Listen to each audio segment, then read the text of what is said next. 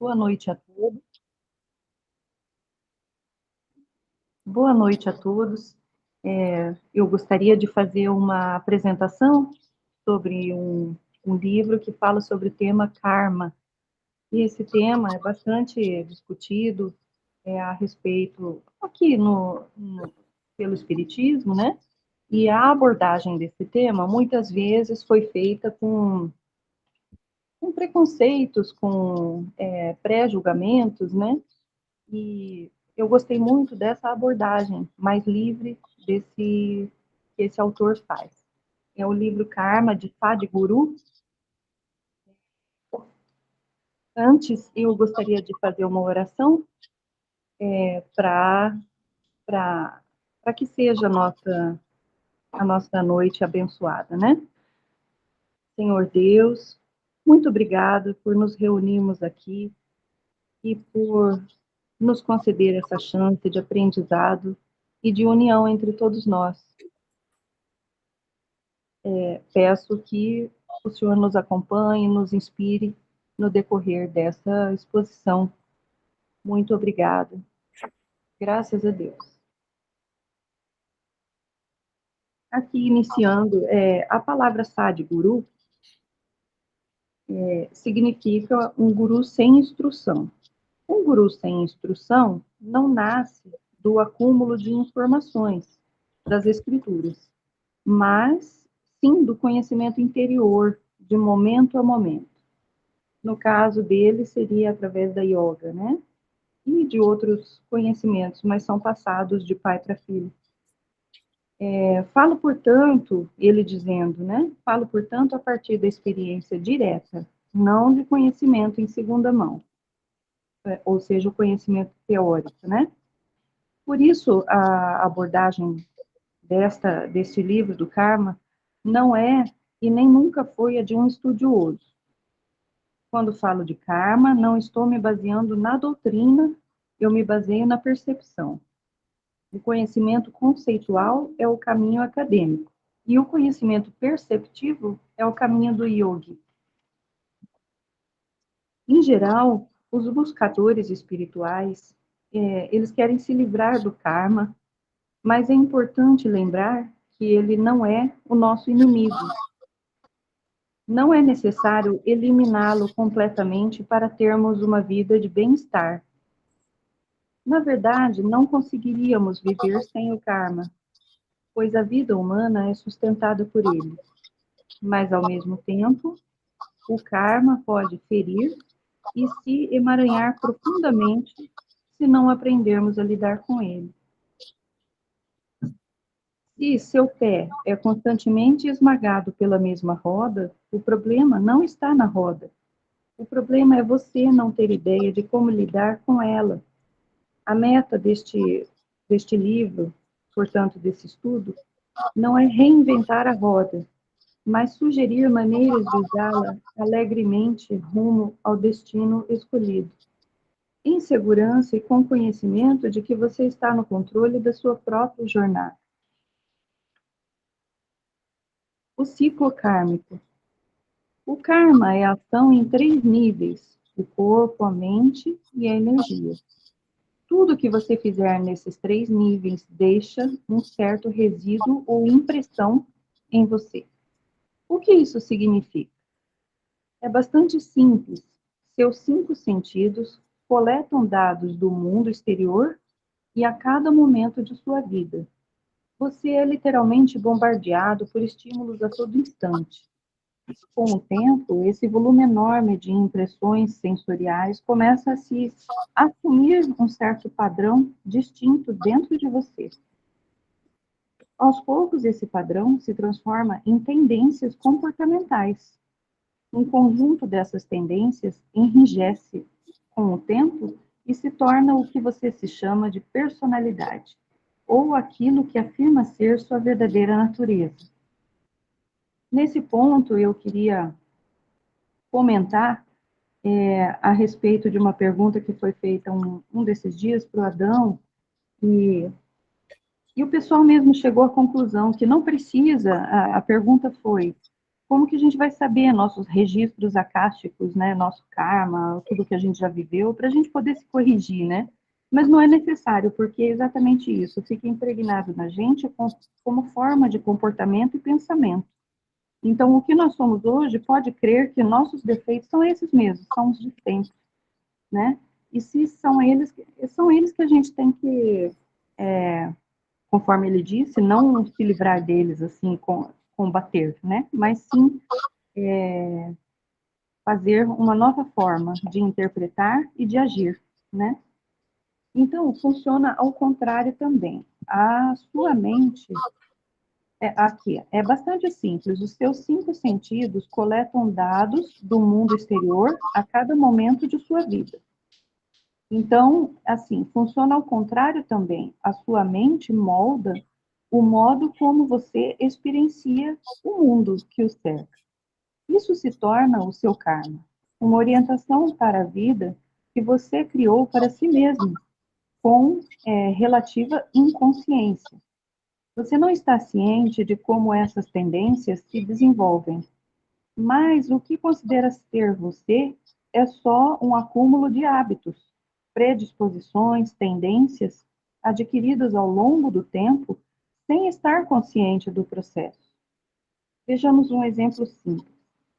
Algumas pessoas podem ter sido crianças alegres, mas hoje são adultos infelizes. Fatos da vida talvez tenham desencadeado essa infelicidade.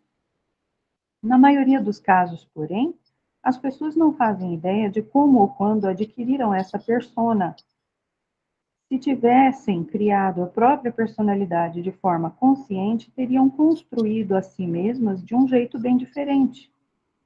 Mas em algum ponto do caminho, por seguirem os ditames de suas próprias reações e tendências não examinadas, a infelicidade crônica se tornou a característica que as define. Em outras palavras, o karma é como um software antigo que você escreveu para si mesmo, inconscientemente, ao longo das vidas, né, no caso, e que você atualiza todos os dias, dependendo do tipo de ação física, mental e energética que realiza, você escreve o seu software. Uma vez que isso acontece, todo o sistema passa a funcionar de acordo com ele. Com base nas informações do passado, certos padrões de memória se tornam recorrentes. A partir daí, a sua vida fica habitual, repetitiva e cíclica. Os seus erros são os mesmos. Com o tempo, você se vê enredado em seus próprios padrões.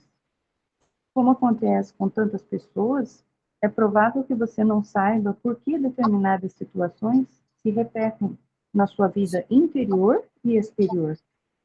Isso acontece porque esses padrões são inconscientes. Com o passar do tempo, você se transforma numa marionete de seu passado acumulado. A vida de muita gente, por exemplo, é dominada pelo abuso de comida ou de drogas. A dependência química certamente desempenha um papel aqui, mas o principal problema é que essas pessoas estabeleceram um padrão recorrente na própria vida. Por mais que tentem sair dele, acabam caindo de volta na armadilha.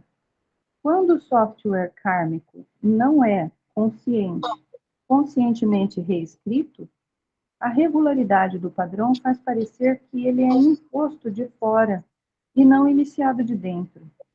Mas esse software não é uma sina a ser suportada, não. Ele pode ser reescrito, abandonado ou afastado, como veremos mais adiante. O mecanismo kármico é incessante. Toda flutuação mental dentro de você cria uma reação química que provoca uma sensação física. Essa sensação, por sua vez, reforça a reação química, que então fortalece a flutuação mental. Com o tempo, o seu próprio aspecto químico é determinado por uma série de reações inconscientes a estímulos mentais e sensoriais. Nesse ponto, a gente pode citar a causa de doenças, por exemplo. Por mais profundo que seja, tudo que vem da memória equivale a aprisionamento kármico. Não falo a partir de um lugar de karma, portanto, não é o gênero karma. É simples assim. O que digo vem da experiência interior de um estado de saber, não de conhecimento previamente adquirido. Essa é Chitta, a inteligência sem conteúdo. A única coisa que ao mesmo tempo desperta sofrimento e apreço nos seres humanos é a memória. Você tenta adquirir e cristalizar a memória para adquirir uma identidade. Portanto, tenta fazer para ser. Mas nem sua identidade, nem sua memória, em essência, tem a ver com você. Pense nisso. As causas do desconforto, da doença. Na maioria dos seres humanos, o karma alocado tem seu próprio nível de complexidade. Grande parte dele é dedicada à ação física. Outros segmentos são dedicados ao pensamento, à emoção e meditatividade. O problema da vida moderna é que a energia física e emocional da maioria não encontra expressão plena ao longo de uma vida inteira. As pessoas da sociedade civilizada carregam dentro de si grande quantidade de emoção não expressa. Agora, se as emoções nunca encontrarem expressão plena, a energia pode se voltar contra a pessoa e se tornar profundamente prejudicial à saúde e ao bem-estar dela. Isso explica o aumento nos casos de depressão, transtorno mental no mundo inteiro. Dizem que 1 em cada 5 americanos sofre de algum tipo de doença psicológica todos os anos e que 50% sofrerão um problema mental em algum momento da vida. Uma estatística estarrecedora. O problema é que a sociedade civilizada vê a expressão desinibida da emoção como sinal de fraqueza ou falta de sofisticação. A supressão pode criar um estrago indescritível no sistema humano. Eu diria que 90% das pessoas do mundo nunca encontraram a expressão plena de suas emoções. Elas têm medo de amor, da alegria, da tristeza e de tudo. Rir alto é um problema. É considerado pouco educado e inadequado. Chorar alto é outro problema. É considerado não refinado e indecoroso. Estabelecemos para nós uma cultura profundamente restritiva. Agora, a maior parte do nosso karma alocado é dedicado à atividade física. Ainda hoje, o corpo continua a ser a maior fonte de identificação para a maioria das pessoas. Assim, embora a proporção varie de indivíduo para indivíduo, 95% das vezes o karma alocado se volta para a ação externa. No entanto, o nível de atividade da vida moderna se reduziu drasticamente, porque as pessoas não usam o corpo como antigamente. Ao permanecer dormente no sistema, essa energia não usada pode facilmente causar doenças. A mente moderna passa por um tipo peculiar de neurose por essa razão. Quando se envolve intensamente na atividade física, você gasta muita energia nervosa. Mas agora que os seres humanos se tornaram muito sedentários, quase todos sofrem de algum tipo de ansiedade ou desconforto. Isso acontece simplesmente por causa da energia física represada. Em comparação, você descobrirá que quem se dedica a alguma forma de exercício físico intenso, em geral, tem um nível diferente de paz e equilíbrio e está muito menos emaranhado com sexualidade e outros impulsos físicos. Isso acontece porque um dos aspectos da pessoa encontrou uma plena expressão.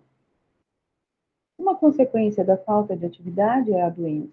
A energia represada também pode causar inquietação, agitação física, o que explica o estado de desconforto e desassossego crônico que atormenta o indivíduo moderno. Você vai notar que o próprio modo de se sentar e se levantar revela uma ausência de sossego.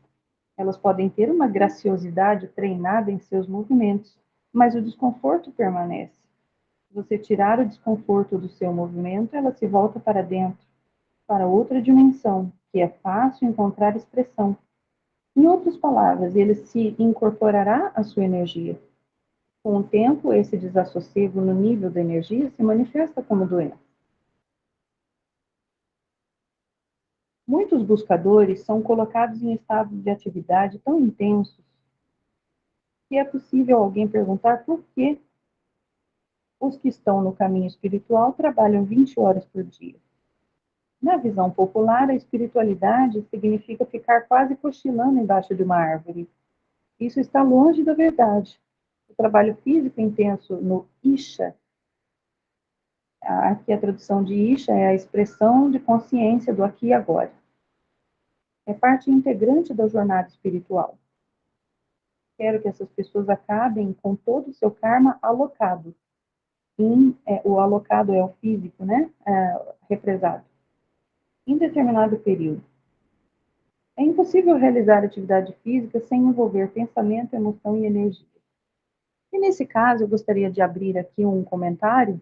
Essa atividade física também pode ser, e principalmente aqui na espiritualidade, o movimento de caridade. Fisicamente, é cansativo a gente servir, né? Mas isso também despende energia e também a parte espiritual também, os dois ao mesmo tempo. Então, eu acredito também que aqui ele não tenha mencionado, mas essa parte da caridade, que exige o nosso esforço físico e espiritual também, não sendo um esforço, mas sendo uma doação, é muito importante nesse aspecto aí, que ele fala do karma, aspecto físico, espiritual e mental, né? Um aspecto de energia consideravelmente mais usado no mundo de hoje é a energia mental. No entanto, o uso excessivo da energia mental leva ao desenvolvimento desigual e ao surgimento invariável da doença. Considere o orçamento de um país. Certa quantia é destinada para a educação, outra para a indústria, determinado percentual para a agricultura, construção, defesa, mas se tudo isso não for gasto, a economia sofre. O mesmo acontece dentro do corpo. Em geral, quem levou uma vida completa alcança um certo estado natural de paz e equilíbrio quando envelhece. À medida que o karma alocado significa represado, né, começa a diminuir, é possível encontrar mudanças nos idosos. Talvez essa cota de sono se reduza e quando dormem, você veja que dormem mais profundamente. Isso pode ser um sinal de que o karma alocado está chegando ao fim. O grande depósito kármico permanece, mas uma parcela dele já começou a chegar ao fim. O sono profundo não significa necessariamente o fim do karma alocado, mas em idosos pode ser um dos indicativos possíveis. Alguns praticantes experientes podem ir além do seu karma alocado. Isso pode lhes dar uma certa aura de paz, mas eles ainda não transcenderam o karma acumulado.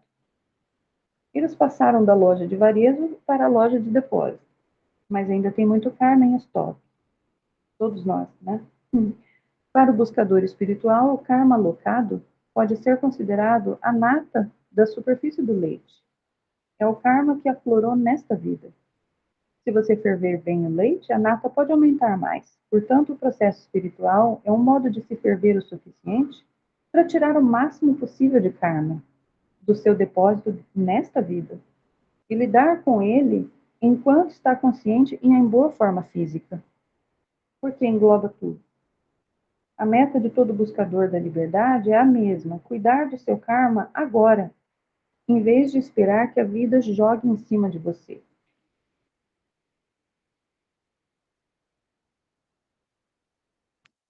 O karma yoga e o corpo físico. Se assumir uma carga kármica maior agora, está bem e é capaz, mais tarde você andará com as mãos livres. Corporizando o karma. Vejamos o karma yoga pode ser praticado no nível da primeira dimensão do eu de que temos consciência. Ou seja, qual é o eu que nós temos consciência? O corpo físico. Esse nós temos consciência plena. Como o corpo físico é influenciado pela memória kármica? E como podemos usá-lo para nos libertar do aprisionamento do cíclico do karma? A A estrutura kármica tem muitas maneiras imperceptíveis de influenciar até distorcer o corpo físico. Não é meramente seu estilo de vida, o que você come, o que você bebe, o que respira, que causa impacto em seu corpo. Aspectos mais sutis do seu pensamento e de sua emoção também influenciam no seu corpo físico. Comece com um exemplo físico, com um exemplo simples. Em geral, você sabe se a pessoa está feliz ou deprimida só de olhar para o seu rosto. Se for mais observador, descobrirá que, quando perturbadas, as pessoas realmente se sentam ou ficam em pé de um modo diferente. Com o tempo, essas posturas se tornam habituais e se enrijecem, transformando-se em vasanas, ou seja, um hábito de impressão kármica, ou tendências. Agora, a mente faz coisas diferentes em dias diferentes. Um dia está alegre, no outro deprimido, no seguinte estressado. No processo, ela não distorce meramente a sua visão da realidade, ela distorce o seu corpo também. Então, veja as impressões no nosso corpo físico, do nosso próprio karma. Pense em todas as coisas inesperadas que acontecem diariamente e não estão sob seu controle. Se cada pequeno evento psicológico remodelasse você, dá até para imaginar a distorção completa em que você se transformaria em poucos anos, né? A distorção acontecerá drasticamente no nível energético, mas levará tempo para se manifestar fisiologicamente. Mas a nível energético já está se fazendo. Se olhar com atenção, pessoas que passaram recentemente um certo nível de estresse emocional, você notará pequenas mudanças da aparência física. Muitas vezes, se o olho esquerdo dela estiver um pouquinho menor que o direito, você pode ter certeza de que a pessoa passou por alguma angústia emocional nos últimos 6 meses. Isso porque no yoga, o lado esquerdo do corpo está sempre associado à vida emocional do ser humano e à dimensão feminina simbolizada pela lua com seus ciclos crescentes e minguantes. Dependendo da natureza da memória kármica, certas partes do corpo também se comportam de determinadas maneiras. Você pode notar isso em seu próprio corpo. Por mais que se exercite, um músculo seu será invariavelmente menos cooperativo do que os outros. Pode até consultar um médico, fazer ressonância. Provavelmente ambos lhes dirão que o músculo está perfeitamente bem. Provavelmente ambos lhes dirão que o músculo está, mas sua herança kármica molda o sistema esquelético e a musculatura de um jeito muito singular. Nem todo músculo é igualmente forte ou competente. Mais uma vez, se prestar bastante atenção ao corpo, você verá que em algumas partes do sistema físico você não tem nenhuma sensação. Em outras palavras, há bloqueios ou lacunas no processo sensorial. Isso também acontece porque o karma cria sua própria estrutura. Com base nessa informação kármica, o corpo físico assume um formato específico. Hoje, a medicina moderna conhece bem a noção de doença psicossomática e reconhece a inseparabilidade entre os corpos físico e mental. Como já vimos, para cada sensação, há uma flutuação mental e uma reação química correspondente. Esse mesmo processo também funciona ao contrário.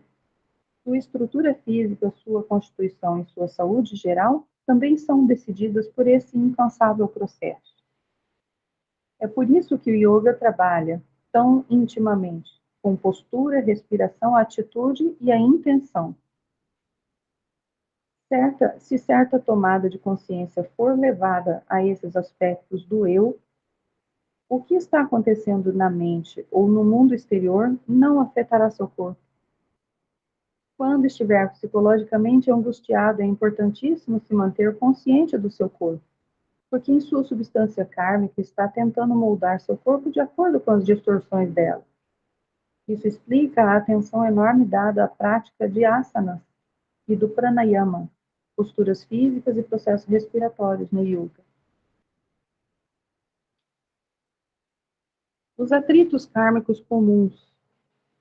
As pessoas passam por alguns atritos psicológicos comuns ao longo da vida. Atritos que chamam de estresse. O estresse é causado quando alguém tenta fazer o motor da vida funcionar sem lubrificação adequada. No entanto, algumas práticas básicas do yoga podem oferecer a lubrificação necessária à vida de todos. Há níveis de atrito mais complexos quando a herança kármica não se encaixa bem no corpo físico. Por exemplo, quando determinada herança kármica não encontra o tipo certo de útero.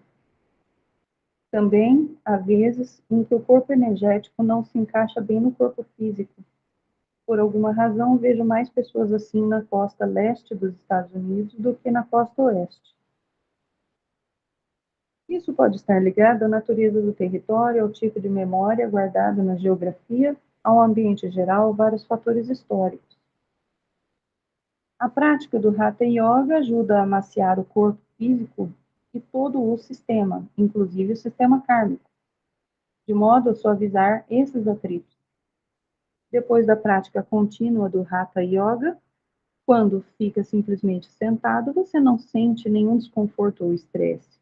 Agora, você pode sentar-se imóvel se quiser, além de ser capaz de negociar com o mundo externo com grande facilidade e capacidade. Às vezes, por causa da educação, tecnologia, situações sociais alteradas ou de uma determinada competência adquirida, as pessoas conseguem atingir certo nível de bem-estar, mesmo que sua situação kármica atual não permita. Elas levam uma vida muito além do seu modelo kármico. Em resumo, elas foram colocadas em situações de vida muito melhores do que o seu karma permite. Nessas ocasiões é muito importante se aprimorar, senão você acabará sofrendo com o seu bem-estar. É uma mazela comum no mundo de hoje. O problema da maioria das pessoas não é a vida infernal, mas a vida paradisíaca demais. São enfermidades do privilégio. O sistema das pessoas se confunde, porque as informações dentro delas dizem uma coisa, mas os eventos da vida dizem outra. Há maneiras de abordar esse mal-estar. Aprender a viver com gratidão é importantíssimo, porque cria a atitude certa. Também é fundamental continuar aprimorando o próprio software, por assim dizer. Práticas de Hatha Yoga, crias diários, o Kriya ritual, podem ajudar imensamente você a se livrar dos fardos kármicos, aprimorar o seu sistema e ajustar o seu software. Todos esses sadhanas yógicos ajudam a manter um estado interior intocado pelo exterior. Ou seja, o externo não nos influencia. Não importa se está num palácio ou numa cabana, você é a mesma pessoa. Onde quer que esteja, você faz a mesma coisa. Quando mantém essa equanimidade, você vê que as situações à sua volta vão ficando melhores. Mas, sem aprimoramento kármico, as antigas compulsões vão subjugá-lo. Elas vão empurrá-lo em direção a certas atmosferas e situações e não permitirão que você faça as pazes com a sua nova realidade. Com apenas 5 elementos, a terra, a água, o fogo, o ar e o éter, pense na incrível diversidade da vida. Vemos milhões de manifestações à nossa volta. E não há dois indivíduos iguais. O que torna essa extraordinária diversidade possível é o fato de os elementos serem extremamente receptivos e terem a capacidade de adquirir memória. Com o tempo, uma camada de informação que poderíamos chamar de substância kármica se acumula em cada um desses elementos. Sem essas camadas de informação específica, cada ser humano não seria tão absolutamente único, não. Seriam mais parecidos. Portanto, os elementos têm um papel importante na perpetuação do karma. O yoga tem um sistema chamado Bhuta Shuddhi. Bhuta Shuddhi é a etapa de purificação do corpo e seus elementos. Ele consiste na purificação dos elementos de informações acumuladas ou substâncias kármicas. Os 5 elementos absorvem e retêm informações. Essas informações, naturalmente, criam a intenção. Assim que tem uma intenção, você começa naturalmente a se mover numa direção específica, ao purificar os elementos desta camada de informação. O Bhuta Sudhi é capaz de transformar o ser humano de forma milagrosa. Toda prática yógica, seja uma postura, o asana, né? Ou as outras práticas do Hatha Yoga, um processo respiratório, pranayama, ou kriya, uma ação interior, na verdade, é um modo de purificar os elementos dentro de nós. Mas também há um processo direto de Bhuta Sudhi, que é um modo muito poderoso de purificação. Ele não pode ser ensinado num livro porque é um processo de transmissão, não de instrução. No entanto, é importante apresentar a todos nós a existência dessa possibilidade, porque esse é um dos processos mais eficazes de purificação interior.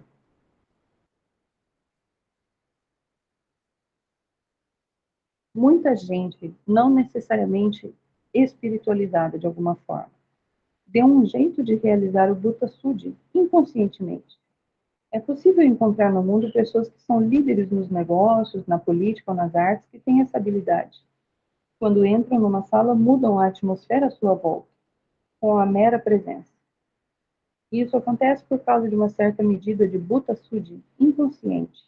No entanto, o que é feito inconscientemente tem grande poder se feito conscientemente.